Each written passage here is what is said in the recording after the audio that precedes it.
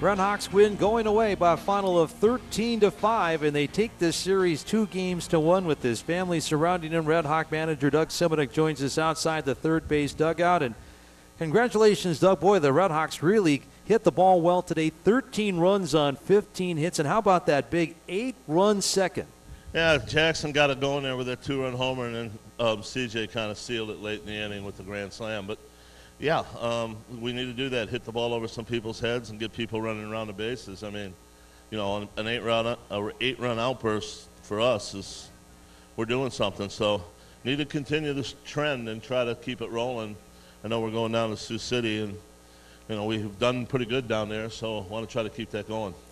Doug, who else impressed you? There were a lot of guys up and down through the order who had hits. Anthony Cascaden had 3 hits from the 9-hole, and Zach Pinpraise got on base 3 times again today. Yeah, I thought the guys down in the bottom did a nice job, Cascaden and Carroll, and did some nice things. So we can get the contribution down there with that. I mean, it makes things a lot easier for the top of the lineup. But, you know, everybody's contributing, everybody's getting something going, and, you know, just hopefully our starting pitching can pitch and keep us in the games. I thought Stanton did that early in the game. Wasn't as sharp in the 4th and 5th inning as he was early in the game, but still was efficient enough. And, you know, he's working on a lot of things, man, because it's just kind of a rare, going through a lot of physical stuff. Mm-hmm. Doug, this has got to give a lift to this ball club, taking the series from a Saints team that had won 8 straight before you beat them last night 9-4. And so over the last 2 games of the series, you piled up 22 runs. Well, I mean, we got to continue that. I mean, that's not something we've scored 11 and came home and scored 2, and then now we've been able to put some runs back up. So we have to do that. It's takes pressure off the starting pitching.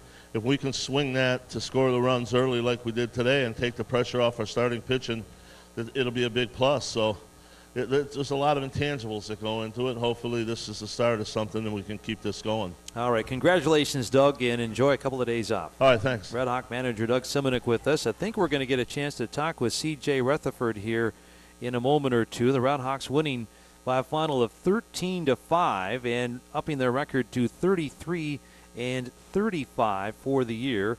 2 games under the 500 mark. They have a 4-game series coming up in Sioux City, and that series will begin Wednesday night.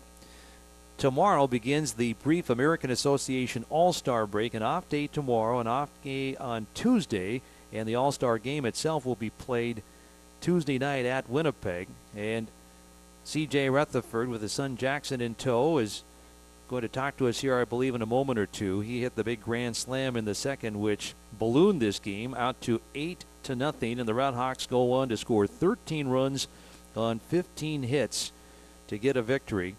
And now CJ joins us, a guy who's been red hot over the last 5 games. CJ, congratulations. First of all, you got to be pretty happy to have your son right there in your left arm. I know he's a big part of your life.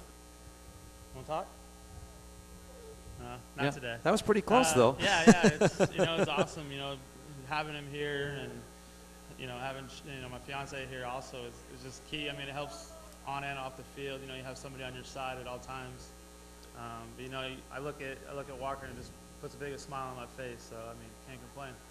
CJ, let's go back to the second inning.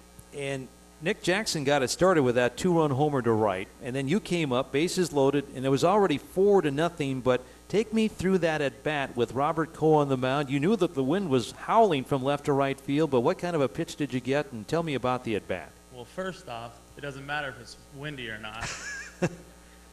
But no, I was looking for something over the plate. They've been, pounding me in soft away all series, and I was waiting for him to throw a little cutter out over the plate, and he left it up, and they got it up in the wind. Hey, you've been swinging a hot bat, and I know you and I were talking, this was only about maybe a week and a half ago after the Gary series, and you had been struggling, and then you kind of found yourself, and you're hot now over the last 5 games. What's been different for you, CJ, over this past week or so at the plate? Swinging strikes. I mean, getting in hitters counts and swinging at strikes and putting the ball in play, helps, when you have runners on base also, puts pressure on the pitcher to make a perfect pitch, and they tend to make more mistakes. And, I mean, with Zach on base, I mean, I'm going to get some fastballs, and, he's been on base a lot lately. Mm-hmm. Last thing, and I know that this last month has been disappointing for the Redhawks, but You won 9-4 last night. You win 13-5 today over a really good St. Paul team, which has been streaking. How much confidence do you think that the team can take now into the All-Star break as you get ready for the last month starting Wednesday? I mean, a lot. I mean, you got veteran guys. You know, they know what to do. I mean, they know it's crunch time, and I mean, being able to hit the ball and drive in runs is, I think, the big difference this series. And I mean, we had 15 hits. Yeah.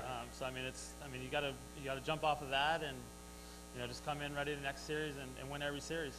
Very good. I'm going to forget about the wind. Thanks a lot for the chat, and congratulations on another win. Thanks. You bet. C.J. Rutherford with us as the Red Hawks win it 13-5.